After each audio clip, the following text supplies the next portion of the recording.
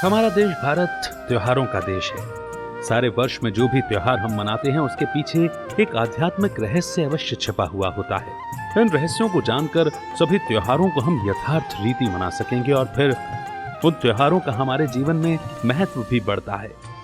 जैसे कि ये महाशिवरात्रि का महान और पावन पर्व है।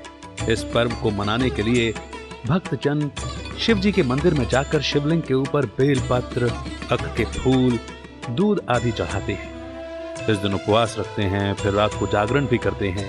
पर हमने कभी ये सोचा ही नहीं कि इस महाशिवरात्रि पर्व पर ये सब पूजा क्रियाएं आदि क्यों की जाती हैं। हमने ये सब जानने का प्रयास इसलिए भी नहीं किया क्योंकि ये सब पूजा विधि हम एक दूसरे को देखकर ही करते आए हैं और इसे गहराई से समझने की आवश्यकता ही महसूस नहीं हुई। और एक और महत्वपूर्ण बात जो कि एकदम विचारणीय है वो ये कि जब भी हम किसी महान विभूति का जन्मदिन मनाते हैं तब हम उस पर्व को जयंती कहते हैं, परंतु महाशिवरात्रि एकमात्र ऐसा पर्व है जिसे कि हम शिवरात्रि कहकर मनाते हैं। कभी सोचा है ऐसा क्यों? तो आइए फिर महाशिवरात्रि को मनाने के पीछे जो आध्यात्मिक रहस्य हैं उसे हम आज जान लेते हैं और समझ लेते हैं। सबसे पहले तो हमें यह जानने की आवश्यकता है कि शिव का वास्तविक और यथार्थ परिचय क्या है।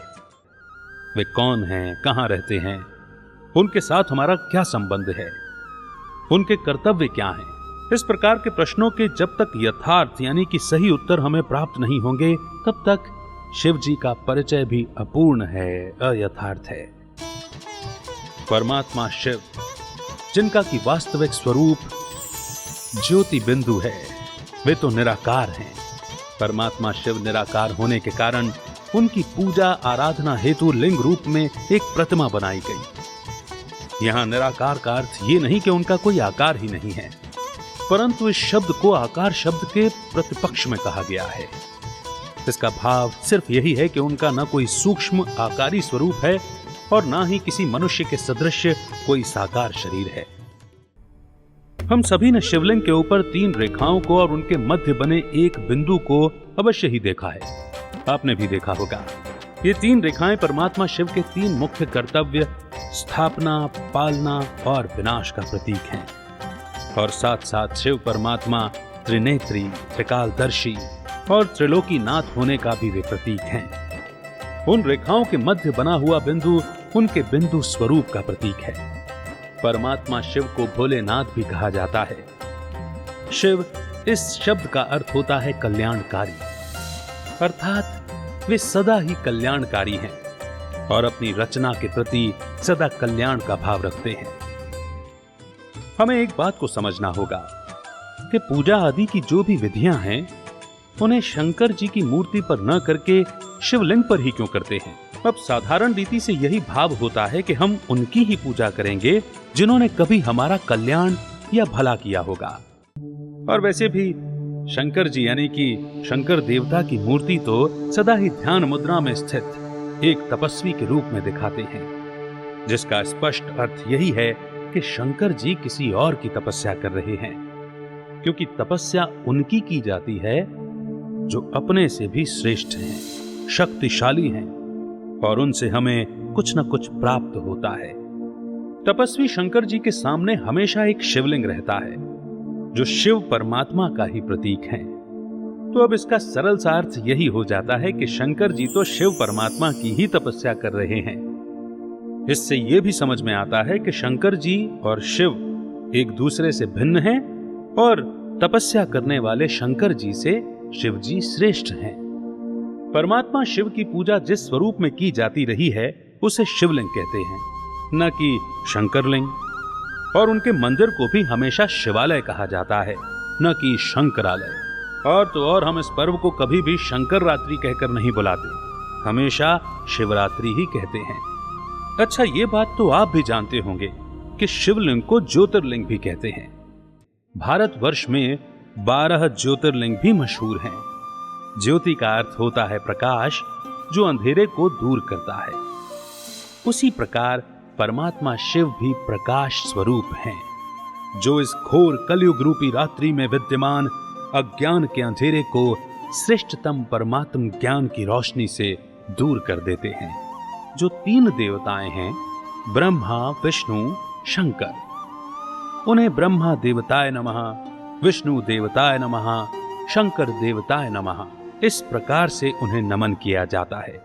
परंतु केवल एक शिव जी ही हैं जिनके लिए शिव परमात्माय नमः कहा गया है।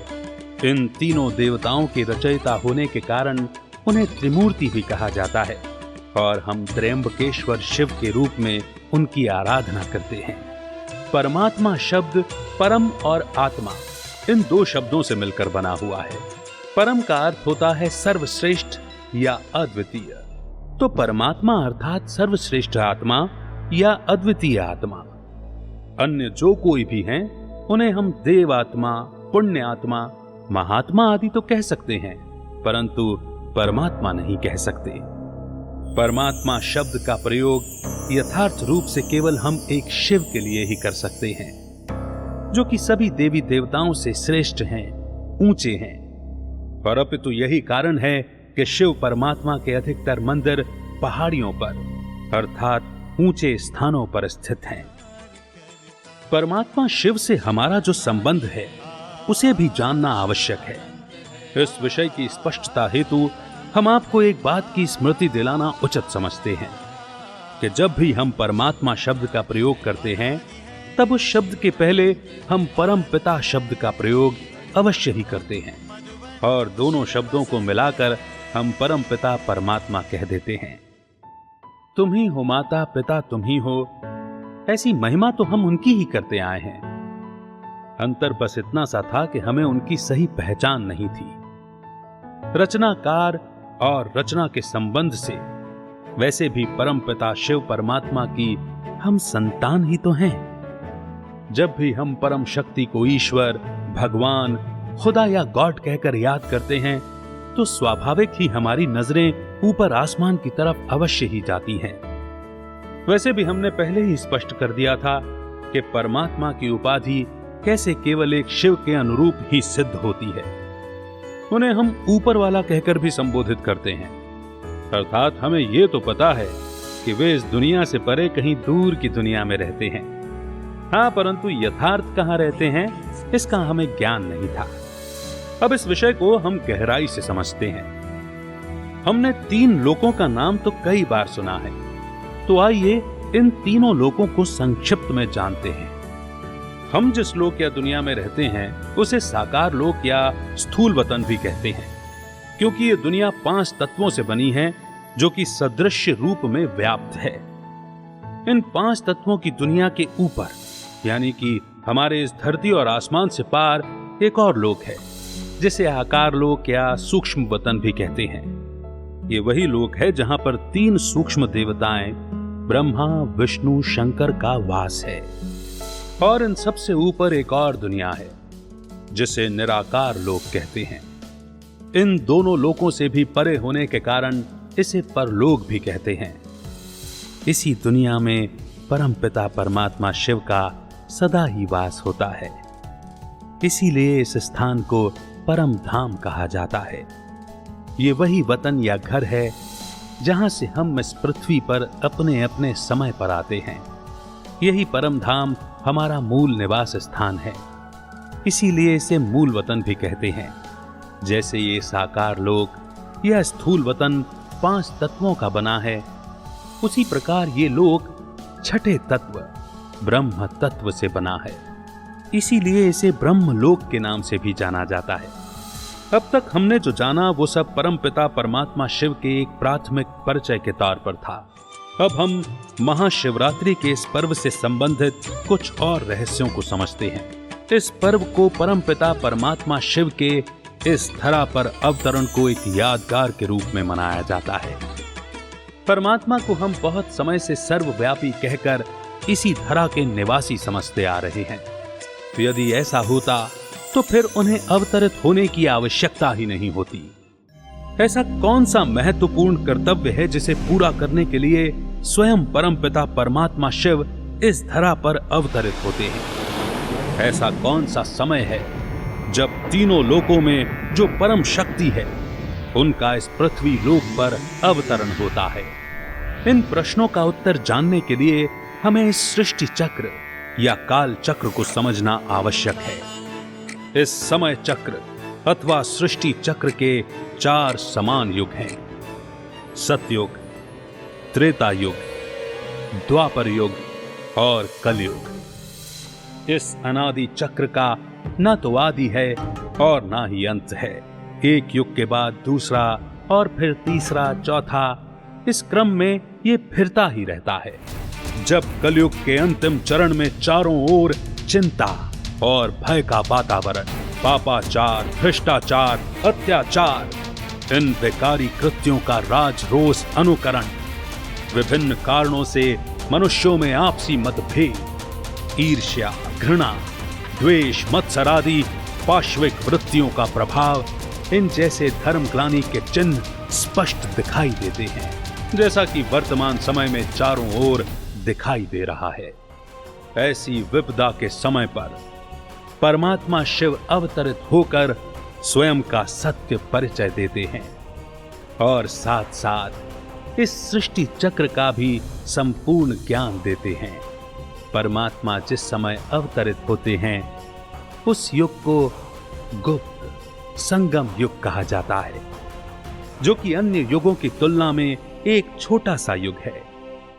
इसी गुप्त और पवित्र युग में परमात्मा एक साधारण परंतु अनुभवी मनुष्य तन का आधार रूप, जिनका अलौकिक नाम वे प्रजापिता ब्रह्मा रखते हैं। परम पिता परमात्मा शिव प्रजापिता ब्रह्मा के मुख कमल से श्रेष्ठ ज्ञान देकर मनुष्यात्माओं की कमजोरियों को, विकारी संस्कारों को दैवीय गुणों में परिवर्तित करके उन्हें आने वाली स्वर्णिम दुनिया अर्थात सतयुग के लायक देवी देवता बना देते हैं। इस युग को पुरुषोत्तम संगम युग भी कहते हैं, क्योंकि इसी युग में साधारण मनुष्यात्माएं उत्तम यानी श्रेष्ठ देवात्माएं बनते हैं। ये जो वर्तमान समय है वो हर मनुष्यात्मा को परमात्मा शिव से सतयुगी राज्य भाग का जन्म सिद्ध अधिकार यानी वर्षा लेने का समय है। हम सारे विश्व की वर्तमान परिस्थितियों से भी परिचित हैं। समय की दिशा और दशा हमें स्पष्ट रूप से संकेत भी दे रही है। इसीलिए परमात्मा शिव द्वारा प्राप्त होने वाले अपने सतयुग के जन्म सिद्ध अधिकार अर्थात वर्षे को प्राप्त करने हेतु अपने नजदीकी ब्रह्मा कुमारी सेवा केंद्र से तुरंत संपर्क करें। अभी नहीं करेंगे तो फिर कभी नहीं होगा, यानी टलता जाएगा। टालिए नहीं, अभी नहीं तो कभी नहीं।